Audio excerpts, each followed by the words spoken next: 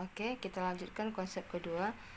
Konsep kedua, apabila muatan Q1 dan Q2-nya tidak sejenis,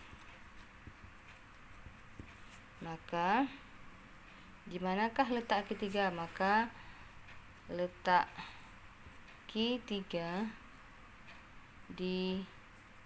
diletakkan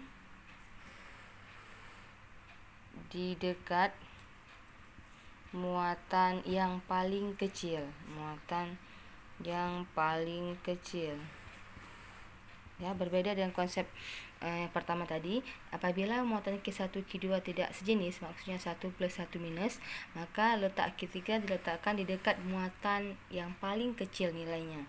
Misalnya nilai Q1 4, nilai Q2-nya 10, maka Q3-nya kita letakkan di muatan yang paling kecil, yaitu di 4 ya. Maka ada rumusnya juga seperti tadi, rumus untuk mencari R1 R2. Rumus untuk mencari R1-nya, akar Q1 per akar Q2 kurang Q1 kali D tetap. Untuk mencari R2-nya, akar Q2 per akar Q2 kurang Q1 kali jarak keseluruhannya. Seperti ini ya. Tetap kita mencari, sama-sama mencari R1 R2. Mungkin langsung ke contohnya ya, biar lebih paham. Misal diketahui muatan Q1 ya, muatan Q1 diketahui 4 mikrocoulomb. Muatan Q2 tadi intinya kan tidak sejenis, muatan Q2-nya min 36 mikrocoulomb.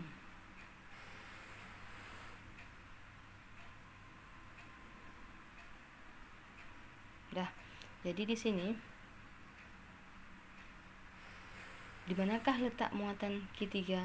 Maka muatan Q3-nya diletakkan di dekat muatan yang paling kecil. 4 mikrocoulomb dengan min 36 mikrocoulomb besar mana? Kalau dilihat dari min dengan plus, otomatis besar 4 ya kan, karena dia positif. Tapi di sini untuk nilainya kita enggak dipengaruhi bahwa min ini menentukan kecilnya, tapi hanya menentukan bahwa antara muatan 1 dan muatan 2 dia saling tarik menarik atau tidak sejenis. Ini menentukan muatan dia minus, ini positif, tapi tidak mempengaruhi nilai kecil atau tingginya suatu muatan. Tetap di sini kita anggap ini 4 kecil, ini 36 besar, bukan minnya ya. Min dan plus menentukan tidak sejenis muatannya. Maka otomatis dari konsepnya Q3 letakkan di dekat muatan paling kecil, berarti kira-kira di sinilah.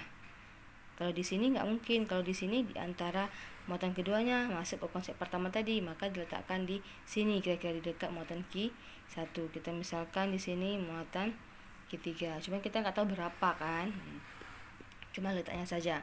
Maka untuk soal seperti ini diketahui juga jarak antara Q1 Q2 diketahui 12 cm.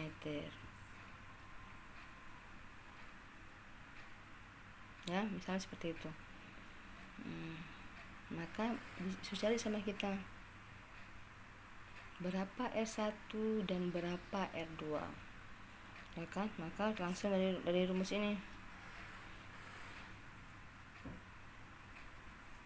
R1 akar Q1 ini akar 4 per Q2 akar 36, minnya enggak dimasukkan ya, kurang akar 4 kali 12. Akar 4 2, akar 36 6, akar 4 2 kali 12. 2, 6 kurang 2 4 kali 12 ya kan. 12 bagi 4 3, 2 kali 3 sama dengan 6 cm. Itu R1. R1 terhadap Q3, maka nilainya 6 cm.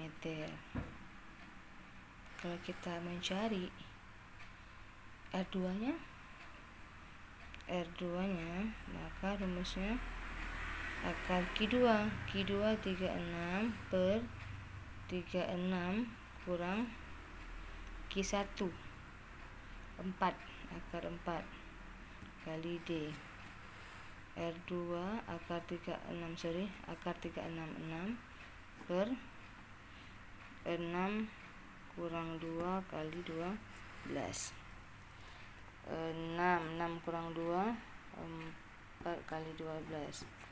Oke, 12 bagi 4, 36 kali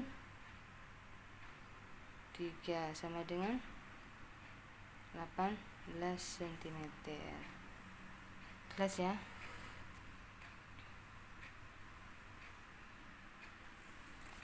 18 kurang 6 berapa? 12. Maka untuk mendapatkan nilai D, tadi D nya berapa?